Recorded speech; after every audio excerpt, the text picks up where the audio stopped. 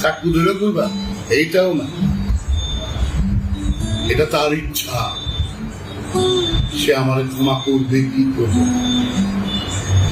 আর মোল্লা হিগায় যে আল্লাহর কাছে ক্ষমা চায়, সে আলেম কিভাবে কর, উনি কি করে মুফাসসির হয়? বেয়াদবি করলি মায়ের লোকে আর ক্ষমা চাস আল্লাহর কাছে? কোন জায়গায় লেখা আছে কোরআনে? কোরআনের কোন জায়গায় লেখা আছে তুমি যার কাছে অপরাধ করছো তার কাছে ক্ষমা চাই? মানে তোমারে মাথায় বাড়ি দিয়ে আল্লাহর কাছে ক্ষমা চাই লইব? তোমার গীবত করে আল্লাহর কাছে ক্ষমা চাই লইব? এইটাই ভুল। এই যে ভুলটা না, এইটাই লেবাস দেখলে বুঝতে পারবে সব ঠিক আছে। তো মূল হলো আহলে বায়াতের বিরুদ্ধে। এরা নিজেরাও জানে যে আমরা আমাদের স্টাডি, আজকে আমাদের এই পজিশন এমনি হয় নাই, এমনি হয় নাই, এরা বিকে গেছে। এগুলি কইল ইহুদি মুসলমান, মুসলমান কিন্তু ইহুদি মুসলমান। মানে আমাদের মুসলমানের রূপ বেশ, আর ভিতরে দর্শনটা হইল তার ইহুদি। এর রাসূল পাকের ফ্যামিলির সাথে যারা এই আহলে বায়াতের সাথে যারাই করছে, এরা তো তাহলে আল্লাহ পাইবার জন্য করে। যদি তারা আল্লাহ পাইবার জন্য করত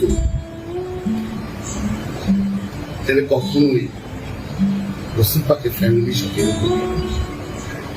এরা দুনিয়া পাওয়ার জন্য, এরা দুনিয়ার এলেম নিচ্ছে, দুনিয়ার শক্তি ব্যবহার করছে।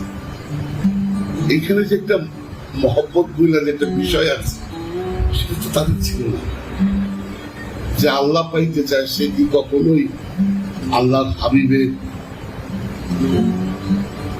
বিপক্ষে যুদ্ধ করা, তার মনোনীতদের উপরে অত্যাচার করা, জুলুম করা, না মানা, এটা তো ইসলাম না। ভুলতে গিয়ে যে ওনারা তো একতরফা আলোচনা করে, একতরফা আলোচনা দেখবা যারা একতরফা। হ্যাঁ, আপনারা যদি সত্যিকারের হয়ে থাকেন আসেন একসাথে বসে আমরা আলোচনা করি, তাইলে তো বোঝা যাবে কার কত, কে ইহুদির দালাল আর কে মোহাম্মদের প্রেমিক। বাবাদের বলতো যে মানুষ উপরে আল্লাহ খুঁজে, সে ইজ ডেঞ্জারাস, তার থেকে সাবধান। আর যে ভক্তের কাছে মুর্শিদের আওলাদের প্রতি যদি ভালোবাসা না থাকে তাহলে সে ভক্তি হয় কিভাবে? তারা আহলে বায়াতের প্রেমিক হয়। আহলে বায়াতের কাহিনী বলতে সহজ, কিন্তু মনে ধারণ করাটা তখন তো নিজের মুর্শিদের আওলাদ, মুর্শিদের মনোনীত সবকিছুকে আপনার আপন করে নিতে হবে। সে আপন করলো কিনা সেটা তার তোমার ব্যাপার না, তুমি আপন করে নিতে পারছো।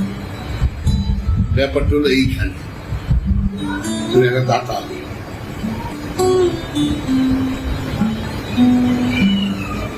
এরা তো দাতা, এরা আসছে দান করার জন্য। সেটা বুঝো না, মুর্শিদ পূজা সবাই পারে না। কোরআনে ৬০ জায়গায় বলা হচ্ছে মানুষের, ওই মানুষের মধ্যে অহংকার আছে, ওই মানুষটার ভিতরে হিংসা আছে, জুলুম আছে, মিথ্যা আছে, ছলনা আছে, তো বাইরে না। এখন এত বড় একজন ছলনাকারী আমি সেটা বলছি, আমি যে সাজগোজ দিচ্ছি, আমি যে ছলনাকারী, এইটা যেন কেউ না বুঝতে পারে। তার কাছে সে তো স্পষ্ট বলে দিচ্ছে যে আমি ছলনাকারী। এখন দেখ, সবাই কি ছলনাকারী আছে আমাদের ভিতরে? কার সাথেই ছলনা করতেছে, কিসের সাথেই ছলনা করতেছে, একটু বুঝতে হবে। এগুলি সবকিছুই মানুষের ভিতরে অন্তর, এই একটা বিষয় বাহিরে। মানুষের বাইরে হলো মায়া, আর ভিতর এই মায়া, এই ভিতরের বিষয়গুলি যখন এই মায়ার ভাঙে, এই মায়ার বন্ধন রইল শয়তানের বন্ধন, মানে শয়তান তোমাকে বশ বানায় আনিয়েছে, মানে সে মায়ার বন্ধন তোর বলে দিল, তুই তার বশ হয়ে গেলি।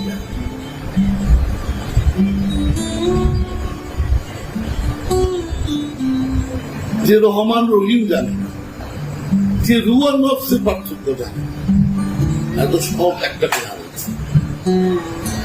এখন তুমি কি করে বলো সে গবেষক? এটা তো গবেষকের বিষয়, কথা না। গবেষক কখনো এরকম কথা বলতে পারে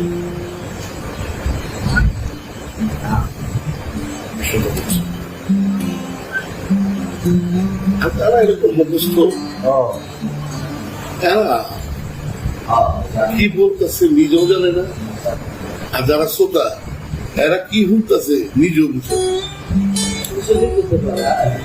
এগুলি তো এরা যে এই ধরনের ওয়াজ নসিহত করতেছে, বুঝছো, এগুলি তো আল্লাহ পাবার কথাই না,